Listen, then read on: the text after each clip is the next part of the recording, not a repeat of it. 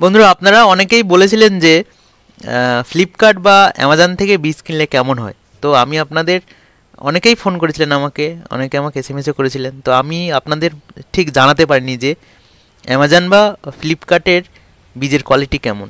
তো আমি নিজেই কিনে ট্রাই করে দেখি যে বীজগুলো কেমন হয়। তো এক্ষুনি পার্সেলটা দিয়ে গেছে, আমি একটুখানি আপনাদেরকে দেখাচ্ছি যে বীজের কোয়ালিটি কেমন, দেখলে হয়তো বুঝতে পারবো। আর আসলে আমি বারবারই বলেছি যে সবথেকে ভালো বীজ কিন্তু IWSTরই হয়, institute of wood science and টেকনোলজির। তো institute of wood science and technology থেকে কিন্তু বীজ সবসময় পাওয়া যায় না। ওই এপ্রিল মাসের দিকে ওদেরকে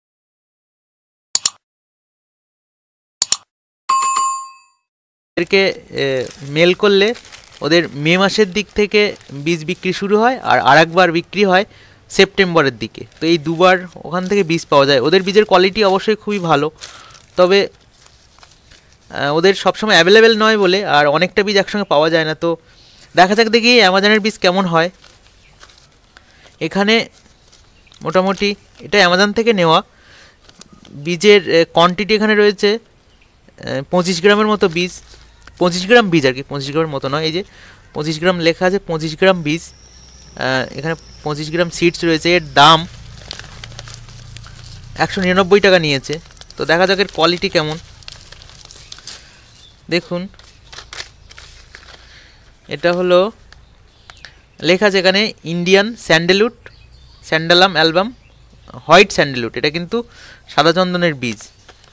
তো আমি এই বীজটা কিনেছি একটু টেস্ট করার জন্য, যে আমি দেখব যে এই বীজগুলোর কোয়ালিটি কতটা ভালো। অনেকে আপনারা তো জানতে চান, তো আমি নিজে না জেনে কী করে বলবো যে এই বীজগুলোর কোয়ালিটি কতটা ভালো। তো আমি সেক্ষেত্রে এই বীজগুলোকে দেখব, দেখে আপনাদেরকে জানাবো যে এর কোয়ালিটি কেমন। তো এইগুলো আমি পরে জার্মিনেশনও করাবো। তো বন্ধুরা দেখে দেখি বীজগুলোর কোয়ালিটি কেমন।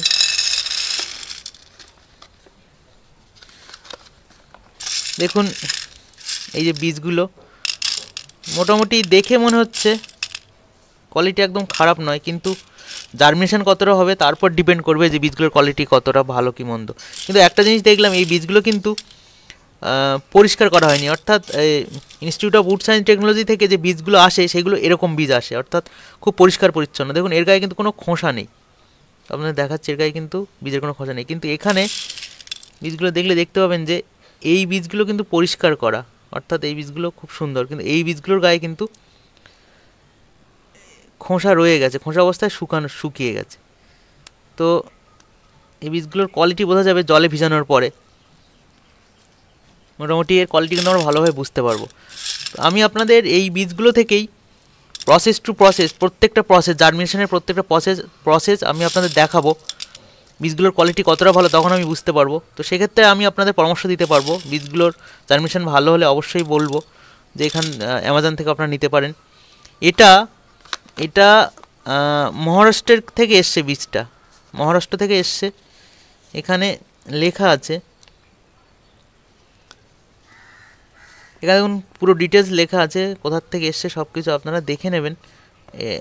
ডিটেলস আমি আর এতটা বললাম না মোটামুটি। তো যেটা বলছিলাম যে ইনস্টিটিউট অফ উড সায়েন্সের বীজগুলো কিন্তু এরকম হয়, খুব সুন্দর হয় এরকম। এর ক্ষেত্রে একটাই দেখলাম যে সব বীজগুলো কিন্তু একই রকম নয়, কিছু বীজের গায়ে খোসা আছে আর কি। তো ঠিক আছে, খোসা থাকলেও বিশেষ অসুবিধা নেই, আমি জলে ভিজিয়ে ডোলে পরিষ্কার করে নিতে পারবো। তারপরে দেখবো যে জলে ভিজানোর পরে কতটা ভালো বীজ আর কি, যেগুলো ডুবে যাবে জলে সেগুলো তো অবশ্যই ভালো বীজ হবে, সেখান থেকে কিছুটা বুঝতে পারবো। তারপরে যখন জার্মিনেশন করাবো পুরো প্রসেসটাই বন্ধুরা আমি আপনাদের দেখাবো, আপনারা পুরো দেখে নেবেন।